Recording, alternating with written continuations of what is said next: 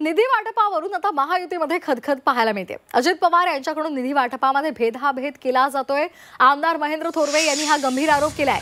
अजित पवार यांची त्यांनी मुख्यमंत्र्यांकडे तक्रार करणार असल्याचं सुद्धा म्हटलेलं आहे। आताची महत्त्वाची बातमी आपण पाहतोय, राष्ट्रवादी आणि शिवसेना यांच्यामधला संघर्ष किंवा एक सुप्त वाद पुन्हा एकदा समोर आलेला आहे। निधी वाटपावरून महायुतीमध्ये खदखद असल्याचं दिसतंय। अजित पवार यांच्याकडून निधी वाटपामध्ये भेदाभेद केला जातोय असा गंभीर आरोप आमदार महेंद्र थोरवे यांनी केलेला आहे। अजित पवार यांच्या मुख्यमंत्र्यांकडे तक्रार करणार असल्याचं सुद्धा थोरवे म्हणालेले आहेत।